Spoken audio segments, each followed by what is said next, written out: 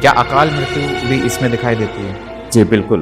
3 प्रमुख रेखाएं होती हैं। देखेंगे आप, जैसे ये जीवन रेखा हो गई, यहाँ पे आप देखेंगे ये मस्तिष्क रेखा हो गई। महिलाओं का लेफ्ट हैंड देखना चाहिए और पुरुषों का राइट हैंड देखना चाहिए। तो जिन लोगों के जीवन रेखा में कई बार क्या होता है कि बीच से थोड़ा सा कट आ जाता है, जी, ये किस चीज़ का संकेत होता है? अकाल मृत्यु के बारे में मैं एक अपनी घटना भी बताना चाहूँगा कि मेरे पास करीब ईयर 1999 में एक क्लाइंट आया था। जो भावना होती है, जैसे आप देखेंगे हृदय रेखा जो है जितना जी वक्री फॉर्म में रहे, उतना कर्व रहेगा। तो जितना ज़्यादा कर्व ही होगा, इतना उसका मतलब ये है कि उतना ही उदारवादी होगा। हस्तरेखा शास्त्र में लाइनों के साथ साथ पर्वतों का बहुत ज़्यादा महत्व है। तो ये कैसे पता चलता है कि हमारे ऊपर दिव्य कृपा है? हस्तरेखा शास्त्र में मैरिज लव मैरिज होगी या मैरिज अरेंज मैरिज होगी, आप देखेंगे आपकी कनिष्ठा उंगली होती है, इसके नीचे जो है आप क्षैतिज रेखा इस तरह से देखेंगे। अगर ये लाइन 2 से 3 यहाँ पे बनी हुई है,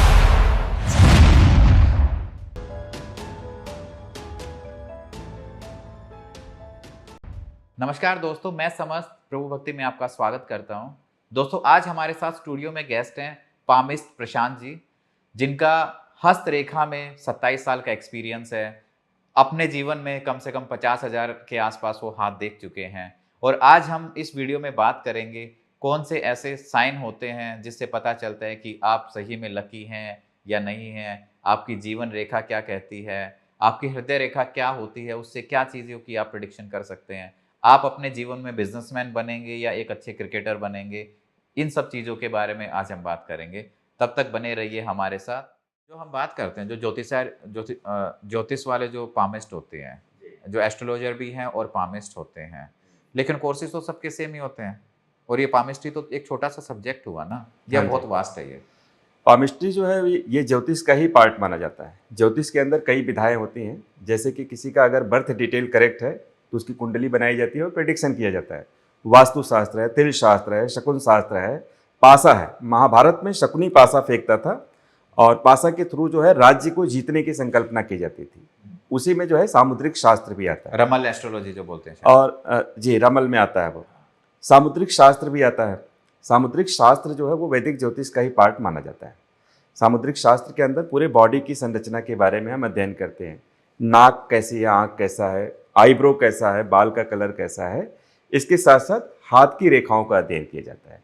तो ये पामिस्ट्री वैदिक ज्योतिष का ही हम हाथ की रेखाएं देखते हैं तो कौन कौन सी ऐसी मेन रेखा है? क्योंकि बहुत सारी एक कुछ मेन रेखाएं हैं जो बहुत उभरी हुई होती हैं, तो ये कौन कौन सी रेखाएं होती हैं?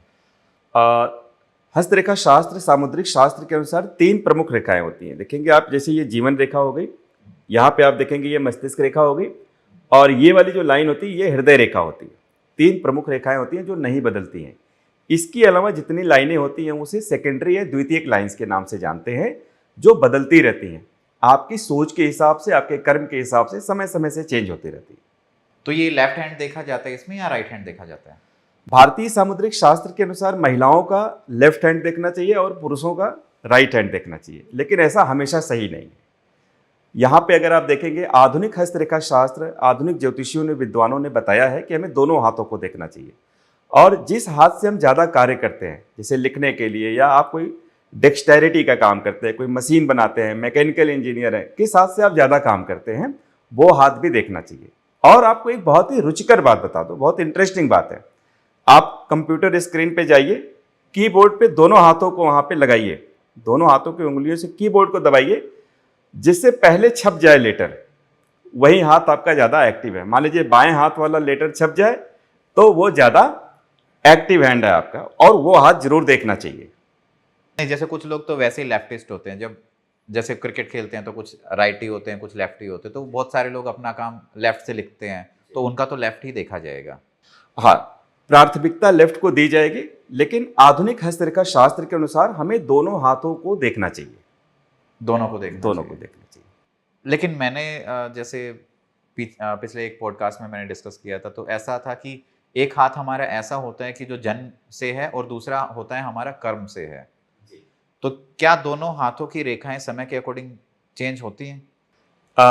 भारतीय सामुद्रिक शास्त्र, भारतीय ज्योतिष के अनुसार जो लेफ्ट हैंड होता है, यह जो होता है ये जन्म से मिलता है हमें, पूर्व जन्म की भी प्रारब्ध इसके अंदर छुपे हुए होते हैं। और जो राइट हैंड होता है उससे हम सीखते हैं वातावरण में, जब हम कार्य को सीख करके जब हम कार्य करते हैं तो राइट हैंड में बहुत सारी चीज़ें विकसित होती हैं। तो राइट हैंड जो होता है ये वर्तमान जन्म का हाथ होता है, ऐसा माना जाता है। तो हमें राइट, जो हमारा एक्टिव अगर राइट ही है और एक्टिव हम राइट से करते हैं सारी चीजें, तो हमें राइट देखना राइट देखना चाहिए।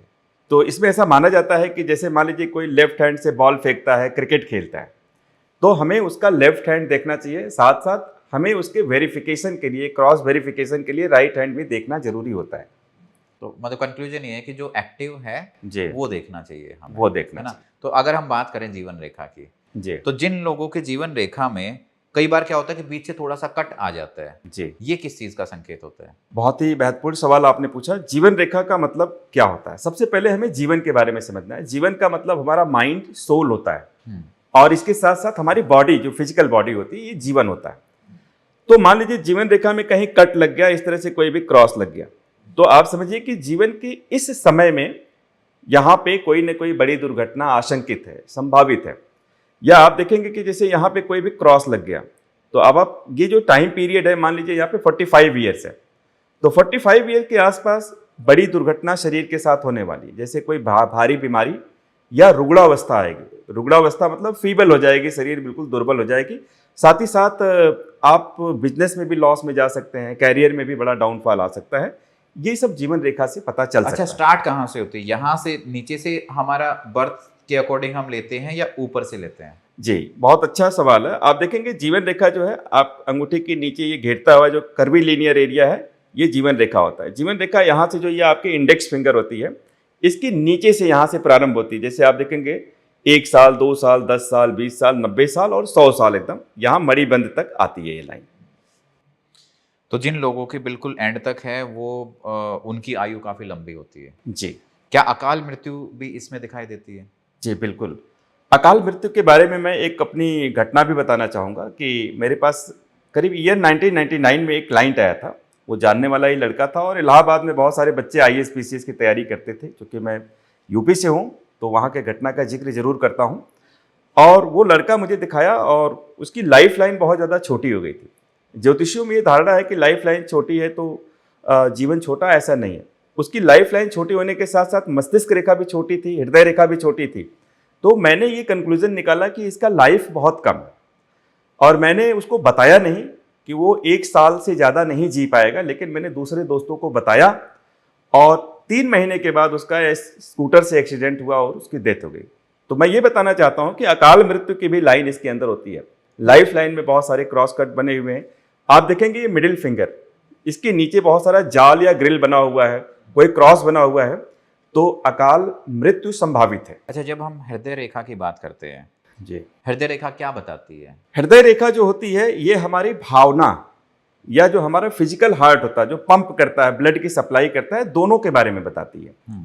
जो भावना होती है, जैसे आप देखेंगे हृदय रेखा जो है जितना जी वक्री फॉर्म में रहेगा, जितना कर्व रहेगा, उतना ही इंसान जो है सुहृदय होता है। एक भावनात्मक व्यक्ति होता है, उसके अंदर प्रेम के गुण बहुत ज़्यादा होते हैं, उसके अंदर लव एंड केयर की भावना बहुत ज़्यादा होती है। लेकिन अगर मान लीजिए ये हृदय रेखा बिल्कुल सीधे चल रही है, उतना ही वो अंदर से हृदय से कड़ा होता चला जाता है।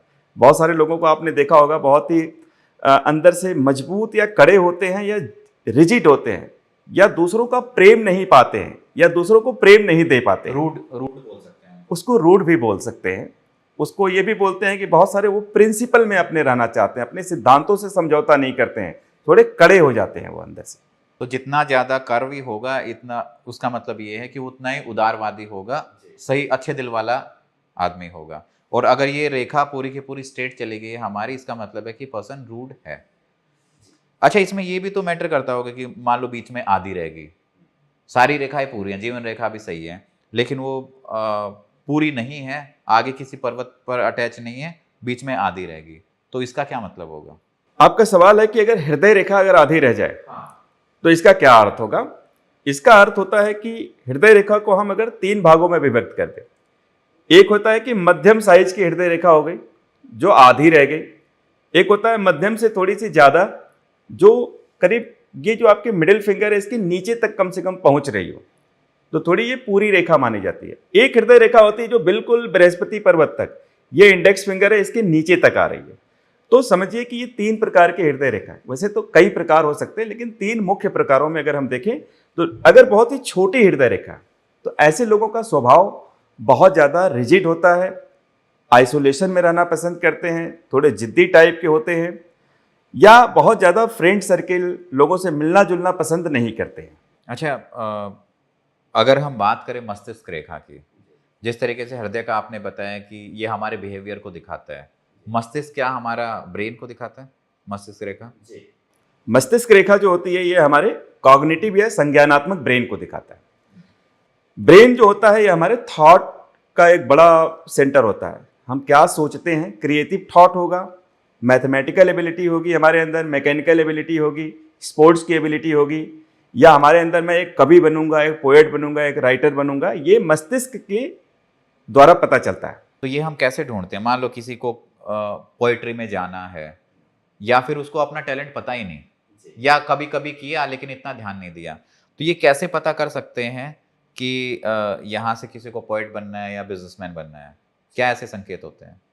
मस्तिष्क रेखा से अगर आप देखेंगे, इसको अगर हम 2 भागों में विभाजित करें, एक तो बहुत ज्यादा इधर चंद्रमा की तरफ झुका हुआ है और एक मस्तिष्क रेखा सीधे जा रहा है। अगर ये चंद्रमा की तरफ झुका हुआ मस्तिष्क है, चंद्रमा मन का ग्रह होता है, तो कहीं ना कहीं ऐसा इंसान मन के फील्ड में बहुत ज़्यादा परफॉर्मेंस देने वाला होगा।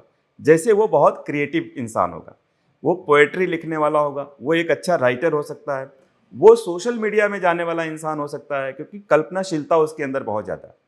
वो इंसान मैथमेटिक्स के फील्ड में जा सकता है, फिलोसोफर हो सकता है क्योंकि उसकी सोचने की क्षमता बहुत ज़्यादा रहेगी, और जितना ज़्यादा वो सोचेगा, कहीं ना कहीं 100% मैं विश्वास के साथ बोल रहा हूँ, उसका मस्तिष्क रेखा चंद्रमा पे झुका हुआ होगा। मतलब जितने भी जो सोशल मीडिया पे हैं या फिर एक क्रिएटिव फील्ड में हैं, उनका चंद्रमा पे होगा। चंद्रमा कहाँ होता है हाथ में? चंद्रमा जो होता है ये कनिष्ठा उंगली होती है, इससे ठीक नीचे वाले एरिया में आप आएंगे, ये पूरा एरिया देखेंगे, ये आपका चंद्रमा का एरिया होता है। ओके, ये कैसे पता लगाया जा सके कि शादी कब होगी या कितनी शादियां हैं? शादी के लिए सबसे प्रमुख 2 जगह होती है जहां से हमें देखना होता है। 2 जगहों में आप देखेंगे, एक तो आपका ये जो अंगूठा है, ये आपका शुक्र का एरिया होता है। शुक्र का एरिया जितना सुंदर है, जितना साफ सुथरा है, इस पर क्रॉस कटिंग नहीं है, कहीं ना कहीं पति पत्नी के बीच या जो आपसी रिश्ते होते हैं बहुत ही सुंदर रहने वाले हैं। इसके बाद जो शादी होती है, कनिष्ठा उंगली जो होती है आपकी, कनिष्ठा उंगली की नीचे यहाँ पे आप देखेंगे ये क्षैतिज रेखाएं इस तरह से चलती हैं। आप देख पा रहे होंगे मेरे हाथों में भी ये क्षैतिज रेखा है। यहाँ पे जितनी लाइंस होती हैं उतना ज्यादा आपके अटैचमेंट या विपरीत जेंडर के साथ जुड़ाव को दिखाता है।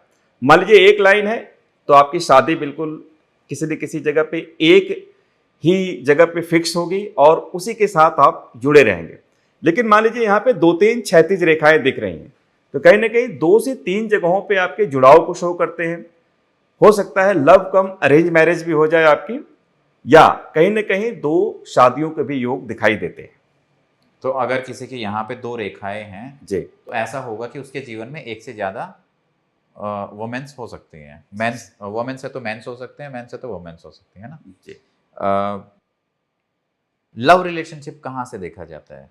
जी, ये इसी का ही पार्ट है। जी, लव रिलेशनशिप के लिए आपके हृदय रेखा और आपके जो ये शादी की रेखा है, इन दोनों को देखा जाता है। हृदय रेखा यहाँ पे अगर चल करके 2 भागों में इस तरह से बंट रही है, इसमें से कोई ब्रांच निकल रहा है, इसका मतलब आपका जो एक्सप्रेशन है वो जो है बहुत ज़्यादा, मतलब आप एक बहुत ज़्यादा खुले हृदय के व्यक्ति होंगे, आप सहृदय व्यक्ति होंगे, अच्छे विचारों वाले व्यक्ति होंगे, लव रिलेशनशिप में इन्वॉल्व होने वाले व्यक्ति होंगे। दूसरा, यहाँ पे एक से अधिक लाइनें अगर हैं और बहुत ही स्पष्ट लाइनें, तो समझिए कि आपके एक से अधिक विपरीत जेंडर के साथ अटैचमेंट होने वाले हैं, जिसको हम कहते हैं कि लव रिलेशन होने वाले हैं, रिलेशंस रहेंगे। अच्छा, क्या हस्तरेखा टाइमलाइन भी बता सकती है? जिस तरीके से कुंडली टाइमलाइन बताती है कि आपकी जुलाई में ये दशा आएगी या अगस्त में ये आएगा, क्या हस्तरेखा से टाइमलाइन भी बताई जा सकती है? जी बिल्कुल, हस्तरेखाओं से टाइमलाइन हम पता करते हैं। जैसे ये लाइफ लाइन है आपकी, लाइफ लाइन में यहाँ पे आप देखेंगे इसको, जैसे मान लीजिए यहाँ पे मैंने ब्लैक डॉट लगाया हुआ है, तो ये जीवन का मध्य है। जीवन का मध्य ज्योतिष में 40 से 45 साल माना जाता है। तो समझिए कि यहाँ से कोई लाइन मान लीजिए ऊपर की तरफ इस तरह से जा रही है, तो समझिए कि 40 से 45 साल में आपका भाग्योदय होने वाला है। अगर मान लीजिए यहाँ से कोई रेखा ऊपर की तरफ जा रही है तो करीब करीब 30 से 35 साल के बीच में आपका भाग्योदय होने वाला। तो लाइफ में अलग अलग जगहों पे जो है कोई भी लाइन वहाँ पे जुड़ रही है, लाइन निकल रही है, तो उसी से हम टाइम को कैलकुलेट करते हैं। जीवन के किस समय में आपका भाग्योदय होगा, जीवन के किस समय में आपकी शादी होगी, किस समय एक्सीडेंट होगा, दुर्घटना होगी, ये सारी चीज़ें जो है टाइमलाइन से ही निर्धारित की जाती हैं। तो ऐसे में मैरिज की टाइमलाइन भी देखी जा सकती होगी? बिल्कुल देखी जाती है। मैरिज की जो टाइमलाइन होती है, आप देखेंगे ये कनिष्ठा उंगली के नीचे वाला एरिया है और ये हृदय रेखा यहाँ पे आप देखेंगे। इस पूरे एरिया को अगर आप यहाँ पे 20 साल से लेके 60 साल तक बांट दें। 20 साल से 60 साल का मतलब होता है कि किसी भी व्यक्ति की जो शादी की उम्र होती है वो 18-20 साल से शुरू होती है। तो मान लीजिए एकदम जड़ में कोई लाइन इस तरह से आ रही है तो उस व्यक्ति की 18 साल या 20 साल में शादी हो जाएगी। मान लीजिए एकदम मध्य में कोई लाइन आ रही है तो 20 से 60 को अगर आप मध्य में लेंगे तो करीब करीब 25 या 28 साल 30 साल की शादी का एज बनेगा। तो यहाँ पे 30 साल में शादी होगी। ये थोड़ी और ऊपर जा रही है, मान लीजिए तो 40 साल में शादी हो सकती है। थोड़ी और ऊपर जा रही है तो उसकी 50 साल में शादी होगी। एकदम ये जो उंगली की जड़ है, जो छोटी उंगली, इसकी जड़ में कोई लाइन इस तरह से निकल के जा रही है तो उसकी 60 साल में भी शादी हो सकती है। तो मैरिज का टाइमलाइन जो है कनिष्ठा उंगली के नीचे मैरिज की लाइंस को देख करके किया जाता है। अच्छा, जिन लोगों के रिलेशंस हैं बट शादी अभी तक नहीं हुई है तो वो सारी रेखाएं भी इसमें आएंगी? जी, चाहे आपके रिलेशन हो, हस्तरेखा शास्त्र सामुद्रिक शास्त्र के अंतर्गत रिलेशनशिप हो या वो रिलेशनशिप शादी में कन्वर्ट हो रहा है, ये दोनों लाइनें जो है इसके अंदर दिखाई देती है, सेम होती है। ये ज्योग्राफिकल बाउंड्री के आधार पे इसका एक्सप्लेनेशन दिया जाता है। जैसे मान लीजिए यहाँ पे कई लाइनें हमारे हाथ में बनी हुई है और मैं इंग्लैंड में पैदा हुआ, मैं यूरोप में रहने वाला व्यक्ति हूँ। तो यहाँ पे जब कोई ज्योतिष बताएगा तो बोलेगा कि आपकी कई शादियाँ हो सकती हैं, कई रिलेशन हो सकते हैं, लेकिन मैं भारत में पैदा हुआ हूँ और कई लाइन्स हैं। तो यहाँ पे जब ज्योतिष बताएगा तो वो इस तरह से बताएगा कि आपकी कई जगह पे अटैचमेंट या जुड़ाव के चांसेस है, हो सकता है फ्यूचर में आपकी एक से अधिक शादियां भी हो जाए। तो ज्योग्राफिकल बाउंड्री के आधार पे हमारे बातचीत का जो व्याख्या है वो चेंज हो जाता है, बाकी सारी चीज़ें वही रहती हैं। अगर 2 शादियां होनी हैं तो आप यूरोप में पैदा हुए हैं तब भी 2 शादियां होंगी, भारत में पैदा हुए हैं तब भी 2 शादियां होंगी, लेकिन व्याख्या थोड़ा ज्योतिषियों का मतलब अलग उसको अलग इंटरप्रेट करने का जो तरीका है वो थोड़ा सा एक पामिस्ट के लिए अलग तरीके से होगा। अलग तरीके से। हाथ तो सबका सेम रहता होगा कि जिस तरीके से हमारी जो रेखाएं हैं वो वहां भी उसी तरीके से होंगी। ऑलमोस्ट हाथ सेम रहता है, बस हाथ के प्रकार का आकार प्रकार में थोड़ा बहुत कलर का डिफरेंस होता है। जैसे यूरोप में थोड़ा गोरे लोग ज़्यादा होते हैं, या आप देखेंगे चाइना और जापान में थोड़े मंगोलाइट तरह के लोग होते हैं। थोड़ी बहुत हाथ की थिकनेस, हाथ की बनावट में अंतर है, लेकिन हाथ की रेखाएं लगभग सेम होती हैं, पर्वत सेम होते हैं, हाथ बिल्कुल सेम बताता है। चाहे आप यूरोपियन व्यक्ति का हाथ देखिए, चाहे आप भारत के व्यक्ति का हाथ देखिए, हाथ देख करके उसके पूरे भविष्य के बारे में बताया जा सकता है।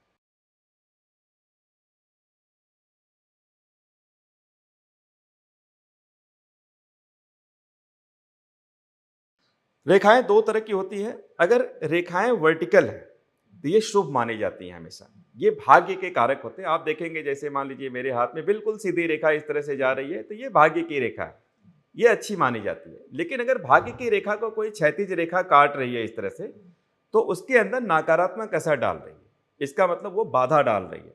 तो भाग्य में जब कई रेखाएं इस तरह से क्षैतिज रेखाएं काटती हैं तो भाग्य में बाधा डालती हैं, और बाधा जो होता है यह आपके प्रोग्रेस का भी प्रतीक होता है। हमने कई ऐसे बिजनेसमैन का हाथ देखा है, बिजनेस वुमेन का हाथ देखा है, जिनकी भाग्य रेखा बिल्कुल सीधी है लेकिन क्षैतिज रेखाएं बहुत ज़्यादा काट रही हैं। इसका मतलब कि ये बहुत बड़े मिलियंस बिलियंस वाले व्यक्ति हैं, जिनको भाग्य भी साथ दे रहा है और बाधाएं भी उतनी ही ज़्यादा उनके पीछे पड़ी हुई हैं। तो ये दोनों चीज़ें जो है एक बड़े बिजनेसमैन के हाथ में देखने को मिलती है। दूसरी चीज़ कि भाग्य रेखा भी नहीं है, सूर्य रेखा भी नहीं है, सिर्फ क्षैतिज रेखाएं बहुत ज़्यादा आड़ी तिरछी काट रही हैं, तो एक रेखाओं का जाल आपने देखा होगा जो बुरे स्वास्थ्य का प्रतीक होता है। इंसान अस्वस्थ रह सकता है, उसके ऊपर राहु का, केतु का असर देखा जा सकता है, उसके ऊपर बिजनेस लॉस है, लोन हो सकता है, कर्ज हो सकता है, बहुत सारी इस तरह की संभावनाएं देखी जाती हैं। अच्छा, ऐसे कौन से साइन होते हैं जो दिखाते हैं कि हमारी कुंडली में बहुत ज़्यादा, हमारी लाइफ में बहुत ज़्यादा पैसा आएगा? बहुत ज़्यादा जो धन का योग बनता है, जिसको धन लक्ष्मी योग कहते हैं, उस व्यक्ति का सूर्य बहुत अच्छा होना चाहिए। आपको सिर्फ 3 पॉइंट्स बताने जा रहा हूँ। ये आपका शुक्र अच्छा होना चाहिए। दूसरा जो है, आप देखेंगे यहाँ पे कोई ट्रायंगल का शेप बनना चाहिए हृदय रेखा के पास, डेफिनेटली एक बहुत बड़े प्रॉपर्टी का मालिक होने वाला। तीसरा, बृहस्पति पर्वत पे कोई भी वर्ग या रेक्टेंगल बन रहा हो तो भी उसके पास बहुत ज़्यादा प्रॉपर्टी आएगी। हम्म। चौथा जो है, आप देखेंगे कि सूर्य की रेखा अच्छी हो, भाग्य रेखा अच्छी हो, तो वो इंसान बहुत बड़ा मिलियनेयर बिलियनेयर से भी बड़ा इंसान बनेगा। उसके पास मिलियनेयर बिलियनेयर जो शब्द है वो छोटे पड़ जाएंगे, एक बड़े राजयोग की तरफ वो चला जाएगा। कौन से ऐसे सिग्नल्स हैं जो बताते हैं कि हमें बड़ा सावधान रहने का ज़रूरत है? सिग्नल्स में जो सबसे ज़्यादा होते हैं, हमारे हाथों में कई अलग अलग संकेत होते हैं। उन संकेतों के बारे में हमें समझना बहुत ज़्यादा जरूरी है। जैसे आप देखेंगे कि ये मस्तिष्क रेखा, इस पे कोई आइलैंड या द्वीप बन रहा है, ये खतरनाक साबित होता है। किस आइलैंड का मतलब क्या होगा कि कुछ ऐसी आकृति बनी होगी जो ना स्क्वायर है, ना सर्कल है, ना रेक्टेंगल है? जी, आइलैंड का मतलब होता है, आप देखेंगे जो यव की तरह रचना होती है, जैसे हमारी आंख होती है यव की तरह होती है, तो अगर कहीं पे भी यव बन रहा है, जैसे आपके मस्तिष्क रेखा पे इस तरह से यव बन रहा है, द्वीप बन रहा है, ये नुकसानदायक होता है।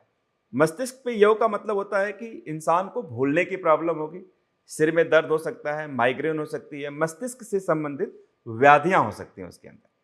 अगर ये आपके जीवन रेखा पे कोई आइलैंड बन रहा है तो जीवन में व्याधियां निश्चित रूप से आएंगी, जीवन में रुकावटें आएंगी, जीवन में बीमारी आएगी।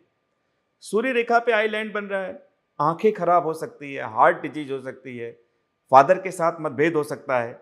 ये सब जो है हमारे जो है नकारात्मक संकेत होते हैं। नकारात्मक संकेतों में आप देखेंगे जैसे शुक्र पर्वत है, आपने हैशटैग का नाम सुना होगा, आजकल हम हैशटैग बहुत ज़्यादा करते हैं।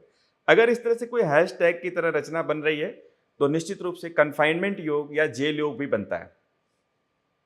अच्छा, आपके पास किस तरीके के बाहर से भी कुछ क्लाइंट्स आए हैं आपके पास में? जी, मेरे पास भारत के साथ साथ दुनिया के अलग अलग देशों से भी लोग आते हैं, अमेरिका से, कनाडा से, ऑस्ट्रेलिया से, जो एनआरआईज हैं। एनआरआईज के साथ साथ जो और भी जो वहाँ के मूल निवासी हैं, चाहे वो यूरोपियंस हो, अमेरिकन हो, वो भी हमें कनेक्ट करते हैं। सबसे वियर्ड एक्सपीरियंस आपका क्या था? लोग किस किस टाइप के क्वेश्चंस पूछते हैं? अ, जैसे मैं हस्तरेखा विशेषज्ञ हूँ और मैं बहुत ज़्यादा लोगों के बारे में कंसर्न रहता हूँ कि भाई किसी भी इंसान के बारे में मुझे बिल्कुल गहराई में बताना है।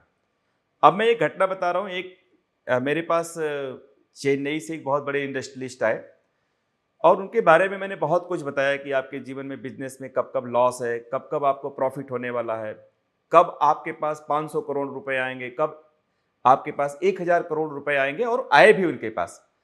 लेकिन जब मैंने सारी बातें बता दी तो लास्ट में उन्होंने जो सवाल पूछा ना, वो आप सुन करके हंसेंगे। उनको इन सब चीज़ से मतलब नहीं था, उनको पास पैसे बहुत आ रहे थे और आने ही थे, वो जो मैंने बताया वो भी सही बताया, उनको इससे भी मतलब नहीं था, कोई फर्क नहीं पड़ता था।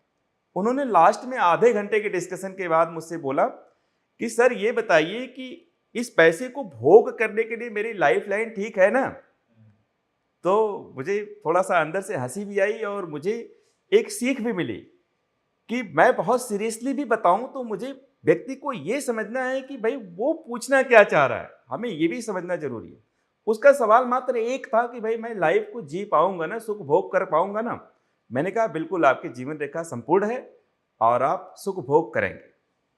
अच्छा, अलग अलग कंट्रीज से भी आता है? अलग अलग कंट्री से भी आते तो हैं। उनके किस टाइप के क्वेश्चंस होते हैं? अलग अलग कंट्रीज से मेरे पास जैसे कि जो क्वेश्चन आए मेरे पास, जैसे कि कनाडा और अमेरिका में बहुत सारे लोग ऐसे हैं जो गैम्बलिंग के शिकार हो गए, वहाँ गैम्बलिंग बहुत चलती है, भारत में उसको जुआ बोलते हैं। तो उनको ये पूछना था कि मैं गैम्बलिंग में जीत पाऊंगा कि नहीं जीत पाऊंगा। गैम्बलिंग का वहाँ एक बड़ा बिजनेस है।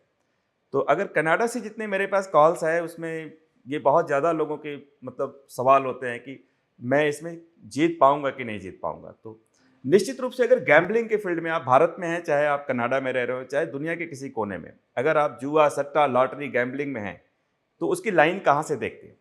तो उसके लिए जो है आपको यहाँ पे हृदय रेखा पे ये ट्रायंगल का होना जरूरी होता है। और केतु के एरिया में भी अगर कोई ट्रायंगल जैसा बन रहा है यहाँ पे, अगर आप देखेंगे यहाँ पे, तो निश्चित रूप से आप गैम्बलिंग के फील्ड में सफल होंगे। शेयर मार्केट में बड़ा उछाल आएगा और आपको बहुत ज़्यादा संपत्ति हाथ लगेगी। कहीं आपने पैसा लगाया हुआ है तो पैसे से बड़ा पैसा बन जाएगा। सरकारी नौकरी का योग कैसे देखते हैं आप? सरकारी नौकरी ये आप देखेंगे रिंग फिंगर है, जिसको अपोलो फिंगर के नाम से जानते हैं। इसके नीचे आप देखेंगे सीधी लाइन होती है। यहां से पता चलता है कि आपके पास शिक्षा दीक्षा, पढ़ाई लिखाई अच्छी खासी है। सरकारी नौकरी के लिए दो योग बहुत ही महत्वपूर्ण होता है। इंडेक्स फिंगर के नीचे ये आपका बृहस्पति पर्वत अच्छा खासा उभरा हुआ होना चाहिए, और सूर्य की जो उंगली के नीचे सीधी लाइन होनी चाहिए।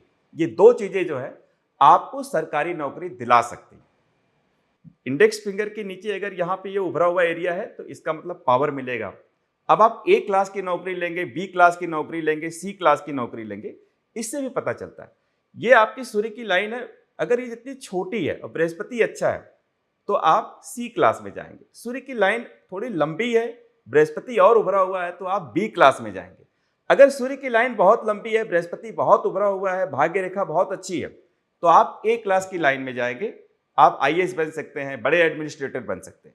और जैसे लाइन में बीच बीच में थोड़ा सा कट हो या टेढ़ी हो तो उस केस में क्या होगा? लाइन में जैसे सूर्य की नीचे वाली लाइन पे अगर कोई भी कट लगा हुआ है तो नौकरी में संघर्ष बढ़ेगा।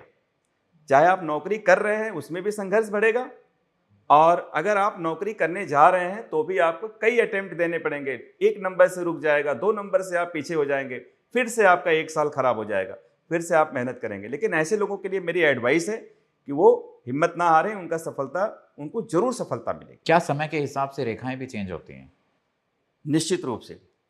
तो वो कितना समय होता है जब रेखाओं में परिवर्तन आना शुरू होता है? जिस दिन मदर जो है कंसीव करती है गर्भावस्था के दौरान, उस दिन से बच्चे का निर्माण होना शुरू हो जाता है। 9 महीने तक वो माता के गर्भ में रहता है, उसके बाद वो माता के गर्भ से बाहर आता है। गर्भावस्था के दौरान पूरी बॉडी की संरचना का निर्माण होता है, उसमें हस्तरेखाओं का भी निर्माण हो रहा होता है। आपने महाभारत में अभिमन्यु के बारे में भी सुना होगा, उन्होंने भी बाहर की कहानी सुन ली थी और 7वां फाटक नहीं तोड़ पाए थे। तो इससे ये पता चलता है कि गर्भावस्था के दौरान हमारे बॉडी का पूरा निर्माण होता है, जिसमें हस्तरेखाओं का भी निर्माण होता है। इसके बाद 24 घंटे के बच्चे के अंदर जन्म के पश्चात उसकी 3 प्रमुख लाइनें देखी जा सकती हैं, जीवन रेखा, मस्तिष्क रेखा और हृदय रेखा। ये 3 लाइनें होती हैं। अब सवाल है कि क्या लाइनें बदलती हैं?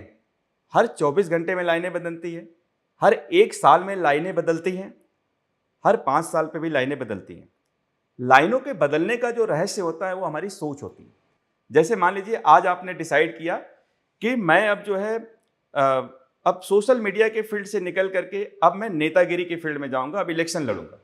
आज आपने डिसाइड कर लिया कि आपको एमपी बनना है, एमएलए बनना है। जैसी सोच बदली, अब आपकी लाइन बदलने लगेगी। अब आपके राजयोग, भाग्य योग की लाइनें जो है चेंज होने लगेंगी। तो सोच के आधार पे, कर्म के आधार पे भी हमारी लाइनें बदलती रहती हैं। क्या बच्चों की रेखाएं भी देखी जा सकती हैं जो छोटे बच्चे होते हैं? कीरो दुनिया के बहुत ही फेमस हस्तरेखा विशेषज्ञ माने जाते हैं। कीरो के अनुसार 24 घंटे के बच्चे का भी हस्तरेखा देखा जाता है। मैंने कीरो के आधार पे एक्सपेरिमेंट किया, कई छोटे बच्चों का हाथ देखा, क्योंकि मेरे कई रिलेटिव के बच्चे वगैरह हॉस्पिटल में होते हैं। वैसे तो हॉस्पिटल में कई बार आजकल इन्फेक्शन की वजह से उनको देखने नहीं दिया जाता है, लेकिन हस्तरेखा विशेषज्ञ होने के नाते हम दूर से कोशिश करते हैं कि बच्चे के हाथ को देखें। बच्चों में ये मुश्किल होता है कि उनकी मुट्ठियाँ बंधी हुई होती है जब बच्चे छोटे होते हैं, लेकिन फिर भी किसी तरह से अगर मैंने देखा जिज्ञासावश, तो 24 घंटे के बच्चे का भी हाथ देखा जा सकता है। उसकी पूरी रेखाएं थी, स्पष्ट रेखाएं थी।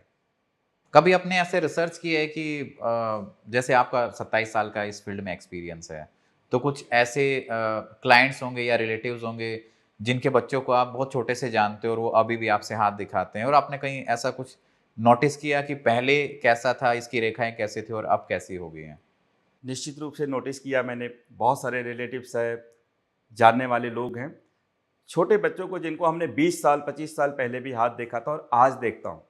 जो मैंने एज्यूम किया था कि ये बच्चा किस फील्ड में जाएगा, कॉमर्स के फील्ड में जाएगा, साइंस के फील्ड में जाएगा, आर्ट्स के फील्ड में जाएगा, ज़्यादा बोलेगा या गंभीर रहेगा बड़ा होकर के, एकदम उसी लाइन पे मैं आज रिजल्ट देख पा रहा हूँ। मैंने कई ऐसे लोगों को, रिलेटिव्स को बताया था।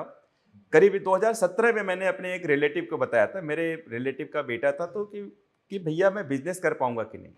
मैंने कहा 2025 आते आते तुम्हारे पास 500 करोड़ का टर्नओवर होगा। वो 2025 में क्या 2024 में मेरे पास आया, बोला भैया आपने जो बोला था बिल्कुल सही बात है, मेरा बिजनेस टर्नओवर बहुत बड़ा है। वो मशीन में इक्विपमेंट, मशीन्स वगैरह इक्विपमेंट सप्लाई करते हैं इंडस्ट्रीज में, और वो अच्छा खासा उनका बिजनेस है। तो टर्नओवर भी पता चल जाता है। आप 500 करोड़ में जाएंगे, आप 100 करोड़ में चले जाएंगे, आप 100 करोड़ में जाएंगे, इसका भी अंदाजा लग जाता है। अच्छा, पहले इसको थोड़ा सा इस तरीके से ब्रेक डाउन करते हैं कि हाथ से ये कैसे पता चलेगा कि बिजनेसमैन बनने का योग है। बिजनेस के लिए जो है सबसे जो महत्वपूर्ण लाइन होती है वो मस्तिष्क रेखा होती है। आपकी मस्तिष्क रेखा जितनी लंबी होती है, इस सिरे से लेके दूसरे सिरे तक जा रही है, उतना ब्रॉड विजन, उतना बड़े बिजनेसमैन बनने की संभावना होती है। नंबर 1। नंबर 2, ये शनि की उंगली होती है जिसे हम भाग्य की उंगली कहते हैं। इसके नीचे सीधी लाइन अगर बन रही है तो आप बड़े बिजनेसमैन, बड़े भाग्यशाली व्यक्ति हैं। कई बार भाग्य रेखाएं नहीं होती हैं, लेकिन आप बड़े बिजनेसमैन, आप मिलियंस बिलियंस में चल रहे हैं। तो अब हमें कौन सी लाइन देखनी चाहिए, तो उसके लिए सूर्य रेखा भी देखनी चाहिए। सूर्य रेखा अच्छी होनी चाहिए। बिजनेस में जो सबसे कोर लाइन होती है देखने के लिए, वो होती है हमारी बुध की लाइन। ये कनिष्ठा उंगली होती है, और कनिष्ठा उंगली के नीचे सीधी लाइन बनी हुई है, या यहां से कोई लाइफ लाइन को जोड़ने वाली कोई लाइन आ रही है, तो आप एक बड़े बिजनेसमैन हैं। बिजनेस में बहुत बड़ी सफलता मिलने वाली है। जेल योग कैसे देखा जाता है?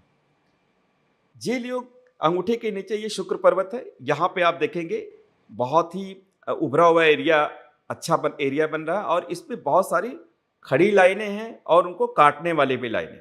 आप देखेंगे कई लोगों के अंगूठे में बहुत सारे वर्ग बनते हैं, स्क्वायर बनते हैं।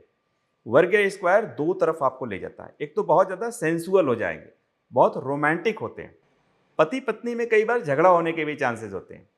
और ये वर्ग जितना गाढ़ा बनता जाता है, उतना ही ज़्यादा जेल योग या कन्फाइनमेंट के योग भी बनते हैं। क्या इसको संन्यास योग भी बोल सकते हैं, या वो अलग होता है? संन्यास योग के लिए हमें हथेलियों में, ये आपके इंडेक्स फिंगर है, इसके नीचे जो है बृहस्पति पर्वत को देखना चाहिए कि बृहस्पति आपका कितना अच्छा है, प्लस केतु का एरिया कितना स्वस्थ है।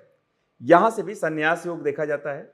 और प्लस शनि जो मिडिल फिंगर है, इसके नीचे, मतलब यहाँ पे सीधी लाइनें हों, कई छोटी छोटी बारीक लाइनें होती हैं, तो इंसान आध्यात्म में चला जाता है, आध्यात्मिक गुणों वाला होता है। कई बार ऐसा होता है कि जैसे जिस तरीके से हम रेखाएं बता रहे हैं, तो रेखाएं कुछ तो बीच में कट जाती हैं या टेढ़ी हो जाती हैं, या कोई दूसरी रेखा काट देती है, तो उससे क्या फर्क पड़ता है? जब किसी भी लाइन को कोई भी रेखा काटती है, जैसे मान लीजिए कोई सीधी लाइन, वर्टिकल लाइन है, उसको हॉरिजॉन्टल लाइन काट रही है। हॉरिजॉन्टल लाइन जो होती है नेगेटिव लाइन होती है, उसकी असर को कम करती है। उदाहरण के लिए मान लीजिए आपके जीवन में से कोई रेखा इस तरह से, कोई लाइन इस तरह से काट रही है, ये चिंता की रेखा है, ये नकारात्मक रेखा है, जीवन में बाधा पहुंचा रही है। अगर ये भाग्य रेखा को काट रही है तो भाग्य में बाधा पहुंचा रही है। अगर सूर्य रेखा को कोई रेखा काट रही है तो आपके टैलेंट में बाधा पहुंचा रही है, आपके डेस्टिनी में बाधा पहुंचा रही है। तो जो भी हॉरिजॉन्टल लाइंस होती हैं, ये बाधक लाइंस होती हैं। अच्छा, कुछ लोगों को ना नेता, मतलब पॉलिटिक्स में काफ़ी इंटरेस्ट होता है, तो वो हम कैसे देख सकते हैं कि हाथ में नेता बनने का योग है या नहीं है? हाथ में नेता बनने का मतलब होता है कि आप राजयोग की तरफ जा रहे हैं कि नहीं, आप राजाओं वाली जिंदगी जी सकते हैं नहीं, जी सकते हैं कि नहीं, या आप समाज की सेवा कर सकते हैं कि नहीं कर सकते हैं। अगर इसकी लाइन देखें तो इसके लिए प्रमुख लाइन है, एक तो आपका बृहस्पति का जो एरिया है, बृहस्पति पर्वत उभरा हुआ है। बृहस्पति जो होता है पूरे ब्रह्मांड में सबसे सकारात्मक ग्रह माना जाता है। बृहस्पति उभरने का मतलब आप लीड करेंगे, आप बड़े नेतृत्व की तरफ जा रहे हैं। शनि पर्वत ये भी अच्छा है, ठीक ठाक है, बहुत ज़्यादा नहीं उभरा होना चाहिए, नॉर्मल होना चाहिए। तो शनि पर्वत अच्छा होना चाहिए और इस पर सीधी लाइन होनी चाहिए। प्लस ये आपके अपोलो फिंगर है, इसके नीचे सीधी लाइन होनी चाहिए। तो ये तीनों लाइनें जो होती है, सूर्य की लाइन, शनि की लाइन और बृहस्पति पे भी अगर कोई लाइन बन रही है, तो आप निश्चित रूप से राजनीति में जाएंगे, एक सफल राजनीतिज्ञ बनेंगे। ओके। अच्छा, कुछ लोगों का ये डाउट रहता है कि संतान योग कैसे जाने। कुछ लोगों के संतान नहीं है या फिर वो प्लान कर रहे हैं, तो ये हाथ में कैसे देखते हैं, और इसमें क्या माता का हाथ देखना चाहिए या पिता का, या दोनों का? सबसे पहले मैं बता दूं, संतान योग के लिए जो है माता और पिता दोनों का हाथ देखना जरूरी है। वैसे अगर माता पिता नहीं उपलब्ध हैं तो भी हर व्यक्ति के हाथ में संतान की रेखा होती है। संतान जो होता है ये रिप्रोडक्टिव क्षमता से संबंधित है। अब किसी का भी हाथ देखेंगे तो उसके अंदर संतान का योग है कि नहीं, उसी के हाथ से पता चल जाता है। आपने कितने हाथ देखे होंगे अभी तक अपने 27 साल के करियर में? करीब करीब आप ये मानिए कि 50,000 लोगों का तो डायरेक्ट हाथ देख चुका होगा, ऑनलाइन ऑफलाइन। ऑनलाइन ऑफलाइन दोनों हाँ जी। मिला के। कोई ऐसा मतलब आपको हाथ याद है जो बहुत जिसको देख के आपको लगा हो कि वाह वाकई में ऐसा हाथ दिखा मुझे? जी बिल्कुल, ऐसे और क्या खास था उसमें ऐसा? ऐसे हमने देखा जैसे कि कुछ संकेत होते हैं, जैसे कुछ सिग्नल होते हैं। किसी के हाथ में कमल का निशान बन रहा हो, किसी के हाथ में मछली बन रही हो, गदा है, भाला है, फावड़ा बन रहा है, तो समझिए कि ये इंसान नॉर्मल इंसानों से बहुत ही अलग है। नंबर 1। नंबर 2, एक सीमियन योग होता है। सीमियन योग जो है बहुत ही रेयर लोगों के हाथ में पाया जाता है। जब ये हृदय रेखा जो होती है ये मस्तिष्क रेखा में आके मिलती है तो सीमियन योग बनता है। सीमियन योग के कारण जो है ऐसा व्यक्ति बहुत ज़्यादा मूडी होता है, बहुत अलग व्यक्तित्व का होता है, अपनी दुनिया में रहने वाला होता है और बहुत तेज़ी से प्रोग्रेस करने वाला होता है। सीमियन योग के ऊपर मेडिकल साइंसेज में भी बहुत ज़्यादा अध्ययन हुआ है, जिसमें डॉक्टर बताते हैं कि हार्ट की डिजीज़ भी होने के चांसेस हैं, जिसको हमारा वैदिक ज्योतिष और सामुद्रिक शास्त्र भी मानता है। सीमियन योग वाले लोगों को हृदय रोग की संभावना बहुत ज़्यादा बढ़ती है। तो ये थोड़े अलग कैटेगरी के हाथ माने जाते हैं। तो जैसे हमने अभी साइन की बात की, जी जैसे मान लो कमल का साइन है, जी। तो ये क्या दिखाता है? कमल साइन जिसके हाथ में बनता है वह इंसान या तो भगवान है या तो भगवान के पास है, मतलब भगवान के सारे गुण उसके अंदर मौजूद हैं। अब कलयुग में तो देखो भगवान तो कोई नहीं हो सकता है, लेकिन हाँ ऐसा होगा कि एक उच्च कोटि का एक दिव्य आत्मा, डिवाइन सोल हो सकती है वो। तो ये कमल कहीं भी होगा या फिर किसी पर्टिकुलर प्लेस पे होना चाहिए हथेली में? जो भी संकेत होते हैं अलग अलग पर्वतों पे उनका महत्व अलग अलग होता है। बृहस्पति पे अगर कमल है तो उस व्यक्ति के अंदर दार्शनिक होने की क्षमता बहुत ज़्यादा रहेगी, आध्यात्मिक होने की क्षमता बहुत ज़्यादा रहेगी। बृहस्पति का मतलब सीधे सीधे विष्णु भगवान उसके अंदर है। शनि पर्वत पे अगर कमल बन रहा है तो कहीं ना कहीं भौतिक सुख संपदा में वृद्धि करेगी। कमल अगर कहीं बीच में हाथ में बन रहा है तो सीधे साक्षात विष्णु भगवान उसके पास है। तो अलग अलग पर्वतों पे कमल का जो निशान है वो अलग अलग महत्व देता है। अगर हम त्रिशूल की बात करें तो त्रिशूल क्या दिखाता है? त्रिशूल जो होता है इसको हम शंकर जी से जोड़ते हैं। भगवान शंकर जी का जो त्रिशूल है मतलब साक्षात आपके साथ कहीं ना कहीं त्रिभुवन है। त्रिशूल जो बनता है यहाँ पे आप देखेंगे ये जो हृदय रेखा है यहाँ पे ये 3 भागों में यहाँ पे डिवाइड होती है, एक त्रिशूल की तरह रचना बनती है। इससे भी आप आसानी से त्रिशूल को देख सकते हैं, लेकिन ये जरूरी नहीं कि हृदय रेखा में ही त्रिशूल बनेगा। मान लीजिए सीधे इस तरह से कोई लाइन बन के त्रिशूल बन गया शनि पर्वत पे। शनि पर्वत पे त्रिशूल होने का मतलब आप जो है एक दैवी शक्ति, शंकर जी की शक्ति से संपन्न एक भौतिक संपदा वाले व्यक्ति होंगे, क्योंकि शनि पर्वत जो होता है न्याय का देवता होता है, संपन्नता का जो है वो क्षेत्र माना जाता है। तो आपके पास भौतिक सुख सुविधाओं के साथ साथ आपके ऊपर शंकर जी की भी बहुत ज़्यादा कृपा बनी रहेगी। कुछ ऐसे साइन हो जैसे एक मछली का साइन हम डिस्कस कर रहे थे, तो वो क्या दिखाता है? फिश जो होती है, जो मछली है, आप देखेंगे यहाँ पे आप अगर मान लीजिए केतु के एरिया में मछली बन रही है, यहाँ पे केतु का एरिया होता है और ये मछली यहाँ पे बन रही है। यहाँ पे मछली की पूंछ भी है और मछली की मूंछ भी बन रही है। निश्चित रूप से आप एक बड़े आध्यात्मिक व्यक्ति बनने वाले हैं। केतु जो होता है वो आपको डायरेक्ट आध्यात्म से जोड़ता है। वैसे तो बृहस्पति भी जोड़ता है, लेकिन केतु भी आपको आध्यात्मिक बनाता है और आप कहीं ना कहीं इस दुनियादारी से जो है दूर हट जाएंगे। आपने सुना होगा कि एक इंसान है वो सन्यास ले लिया। सन्यास का मतलब जैसे उसकी वाइफ मान लीजिए मर गई, अब वो कहता है कि मुझे दुनिया से कोई मतलब नहीं है, मैं हिमालय में जा रहा हूँ। वाइफ रहती तो क्या वो हिमालय में जाता? शायद नहीं जाता। तो सन्यास योग क्या होता है कि आपको दुनिया से कब डिटैच करता है, लोगों से कब अटैच करता है, ये केतु डिसाइड करता है। वाइफ के मरने के बाद वो सन्यास लेगा, ये भी केतु डिसाइड करता है। वाइफ रहेगी तो सन्यास नहीं लेगा, ये केतु डिसाइड करता है। मछली के बारे में बात करते हैं। मछली जो है अगर बृहस्पति पर्वत में बन रही है, साक्षात्कार एकदम आप मतलब विष्णु भगवान से साक्षात्कार हो रहा है आपका, एकदम आपका मतलब बृहस्पति जो है, आप एक बड़े महत्वाकांक्षी, एक बड़ी लीडरशिप की तरफ जा रहे हैं। एक टीचर बन सकते हैं, एक गुरु बन सकते हैं, एक स्पिरिचुअल गुरु बन सकते हैं। जितने भी स्पिरिचुअल फील्ड में काम करने वाले लोग हैं, कहीं ना कहीं आप उनके हाथ में मछली का संकेत कहीं ना कहीं वो मिलेगा ही मिलेगा, ये बिल्कुल निश्चित है। और वो एक बड़े स्पिरिचुअल व्यक्ति होते हैं। कुछ लोगों के स्वास्तिक का निशान होता है हाथ में, इसका क्या मतलब होता है? स्वास्तिक जो होता है, आप देखेंगे स्वास्तिक का पहला चिन्ह वैदिक काल में मिला था। और स्वास्तिक एक ऐसा संकेत है, एक बहुत ही सकारात्मक संकेत है, जिसमें हम उसको विष्णु से, लक्ष्मी से, या एक मतलब एक बड़ी दैवी शक्ति से जोड़ करके देखते हैं। अगर कहीं पे भी स्वास्तिक का निशान बन रहा है तो आप एक बड़े राजयोग की तरफ जा रहे हैं, राजाओं के घर में पैदा हुए हैं, या एक बड़े राजयोग की तरफ आपका जाना निश्चित रूप से एक तय है, जाना ही जाना है राजयोग की तरफ। स्वास्थ्य के अलावा और कौन से सिग्नल होते हैं राजयोग के? राजयोग के जो सिग्नल होते हैं, सूर्य पे सीधी लाइन होनी चाहिए, शनि पे सीधी लाइन होनी चाहिए, बृहस्पति अच्छा होना चाहिए, आप चांदी का चम्मच लेकर के पैदा हुए। अच्छा, जब हम इतना डिस्कस कर रहे हैं तो एक मुझे एक लाइन याद आ गई। ऐसा बोलते हैं ना कि दुनिया पे ज़्यादा यकीन मत करना, किस्मत पे ज़्यादा यकीन मत करना, क्योंकि किस्मत तो उनकी भी होती है जिनके हाथ नहीं होते। तो आपका क्या कहना है? मतलब जैसे अभी हम हाथ डिस्कस कर रहे हैं, जिन लोगों के हाथ नहीं है, हाथ में कुछ प्रॉब्लम हो जाती है, उनका भाग्य कैसे बनता है? भारतीय सामुद्रिक शास्त्र के अंदर पूरे शरीर का अध्ययन किया जाता है। सामुद्रिक शास्त्र में जो है आपकी नाक, आँख, कान, बाल, जिस महिलाओं की गर्दन पतली होती है, कमर पतली होती है, वो महिला भाग्यशाली होती है। इसका मतलब कि हाथ की हर जगह जरूरत नहीं है। सामुद्रिक शास्त्र में हाथ जो होता है, या हाथ की लाइन एक पार्ट होता है छोटा सा। शरीर को देख करके भी आपके भाग्य के बारे में बताया जा सकता है। जिसके हाथ नहीं होते हैं, मैं एक उदाहरण दूंगा, उनके आप आंखों को देख करके भी बता सकते हैं कि इंसान का भाग्य कैसा होगा।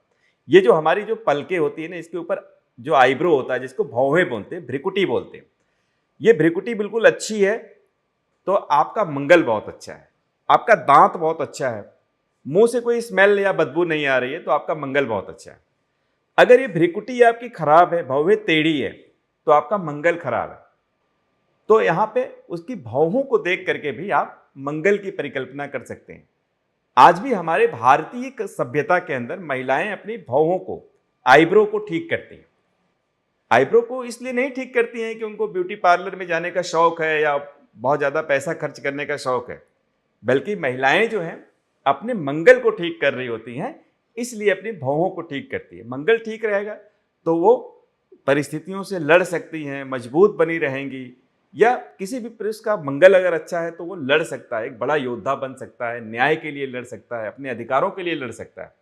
तो हम शरीर की संरचना के आधार पर भी उसके जीवन के बारे में बता सकते हैं। अच्छा, कई बार क्या होता है कि कुछ एक्सीडेंट हो जाता है, हाथ में कुछ अलग से निशान आ जाता है, क्या उसकी वजह से भी हमारा भाग्य उसकी वजह से भी मतलब जीवन में जो समय है वो बदल जाता है?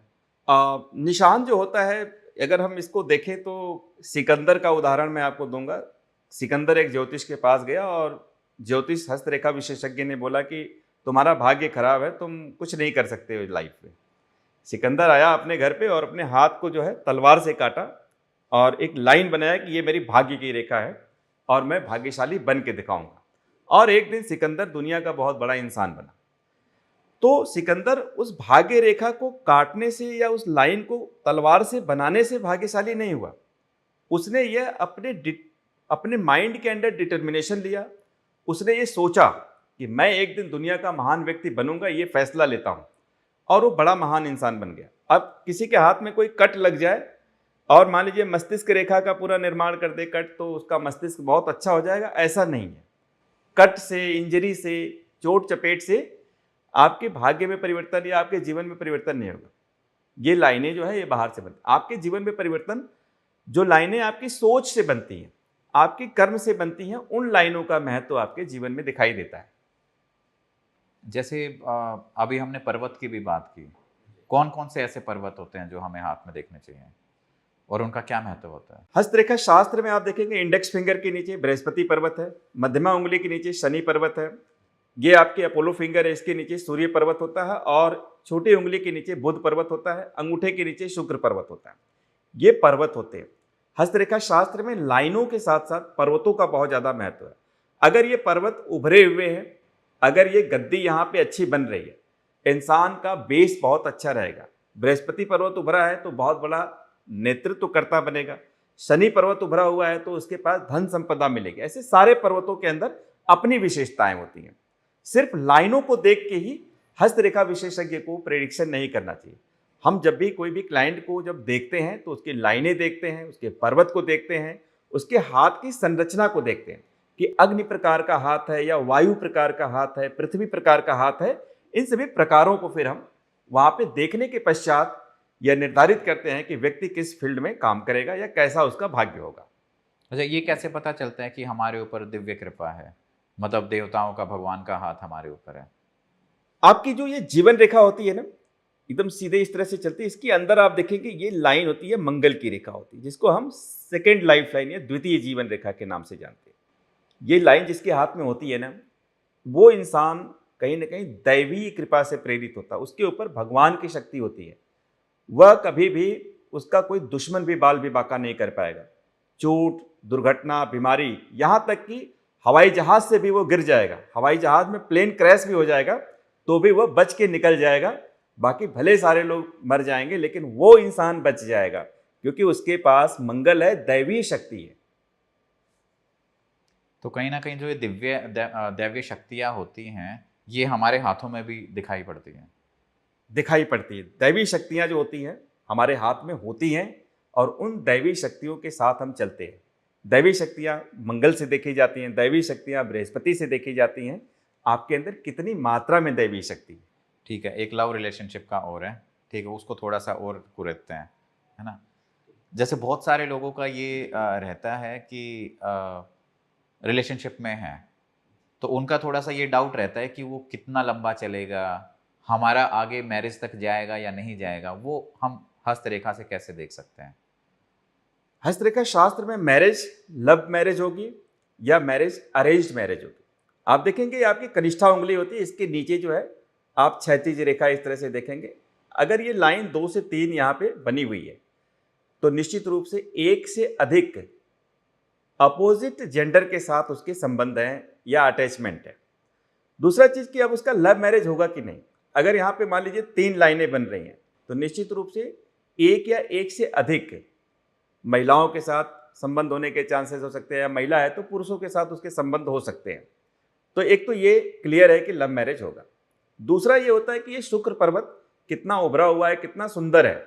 शुक्र पर्वत खूब उभरा हुआ है, कोई क्रॉस कटिंग नहीं है, खूब ज़्यादा उभार लिए हुए, तो इंसान थोड़ा रोमांटिक होता है, कला प्रेमी होता है और लव की तरफ जाने के चांसेस होते हैं, प्रेम प्रसंग में जाता है। अब सवाल ये है कि लव मैरिज होगा कि नहीं होगा। अगर यहाँ पे कई लाइनें बनती है तो उस इंसान का निश्चित लव कम अरेंज मैरिज होना तय है, होगा ही होगा। और अगर हम शुक्र को देखें और कई लाइनों को देखें तो वो निश्चित रूप से प्रेम वाली शादी करना पसंद करता है। अच्छा, कई लोगों की जैसे कुंडली में ये है कि भाई मेरा भाग्य नहीं है, या मेरे हथेली में, हस्तरेखा में कोई सरकारी नौकरी का योग नहीं है या फिर बिजनेस का योग नहीं है, तो क्या इसके लिए अलग अलग रेमेडीज भी होती हैं? बिल्कुल। जिस प्रकार से कुंडली को देख करके हम रेमेडीज देते हैं, पूजा पाठ करना बताते हैं, रुद्राक्ष पहनना है, स्टोन पहनना है, मेटल पहनना है, उसी तरह से हाथ की रेखाओं को भी देख करके हम उनको पूरी की पूरी रेमेडीज बताते हैं। हाथ की रेखाएं मान लीजिए आप देखेंगे, उदाहरण के लिए किसी का बृहस्पति खराब है, बृहस्पति दबा हुआ है। बृहस्पति जो होता है अगर बहुत ज़्यादा दबा हुआ है तो महिलाओं के लिए सबसे ज़्यादा अशुभ होता है।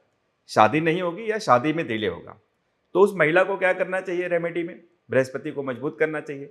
बृहस्पति कैसे मजबूत होगा? एक तो आप अपने अंगूठे से यहाँ पे दबा सकते हैं बृहस्पति को, नंबर 1। नंबर 2, आप अपने थोड़ा सा हल्दी का पेस्ट बना ले, आधा चम्मच हल्दी ले लें उसको और थोड़ा पानी डाल के पेस्ट बना लें, और उस पेस्ट को जो है बृहस्पतिवार वाले दिन, ये जो इंडेक्स फिंगर है इसके नीचे जो है बृहस्पति पर्वत पे लेपन करें, लेप करके छोड़ें इसको, तो इससे आपका बृहस्पति मजबूत होने लगेगा। बृहस्पति मजबूत होगा तो शादी भी होगी, आप नेतृत्व की तरफ जाएंगे, आध्यात्म की तरफ जाएंगे, आपके अंदर पॉजिटिव एनर्जी आएगी। इसी तरह से अलग अलग पर्वतों की अपनी रेमेडीज होती है। जब हम हस्तरेखा की बात करते हैं तो कितना एक्यूरेट होता है ये? हस्तरेखा शास्त्र, सामुद्रिक शास्त्र, वैदिक ज्योतिष की ही एक विधा होती है जो 100% सही होती है, लेकिन यह निर्भर करता है कि आप किस ज्योतिष के पास जा रहे हैं या पर्टिकुलर किसी ज्योतिष के पास कितना अध्ययन का जो है अनुभव है। यह दोनों चीज़ें मैटर करती हैं। हस्तरेखा शास्त्र के अनुभव में जो मैंने कुछ इंपॉर्टेंट चीज़ें देखी है कि आप 100% सटीक वर्णन कर सकते हैं हाथ की रेखाओं को देख करके। उसके लिए कुछ चीज़ें अगर आपके पास मौजूद है, जैसे मान लीजिए आप जब हाथ देख रहे हो तो प्रॉपर सूर्य का प्रकाश होना चाहिए, जिससे हथेलियों पे लाइट आनी चाहिए। इसके साथ साथ आपके पास अगर मैग्नीफाइंग लेंस है, अगर आप उसको थोड़ा बारीकी से लाइनों को जांच पड़ताल कर रहे हैं तो आप ज़्यादा गहन अध्ययन कर सकते हैं किसी के हाथ के बारे में। इसके अलावा हथेलियों पे इंक लगाएं, नीले कलर का या काले कलर का इंक लगा करके प्लेन पेपर पे ऐसे छाप ले लें, और उस पेपर को आप जब पढ़ेंगे देखेंगे तो उसमें लाइनें बिल्कुल स्पष्ट होती है। तो अगर उन विधाओं का पालन करते हुए अगर आप हस्तरेखाओं का अध्ययन करते हैं तो ज़्यादा एक्यूरेसी आती है, सटीक अध्ययन कर सकते हैं किसी के बारे में। तो चलिए दोस्तों, ये था आज का पॉडकास्ट। उम्मीद करते हैं आपको ये जानकारी अच्छी लगेगी। अगर आपके कोई भी सवाल हैं हस्तरेखा को लेके तो आप हमें कमेंट्स में ज़रूर बताइएगा। तब तक बने रहिए हमारे साथ।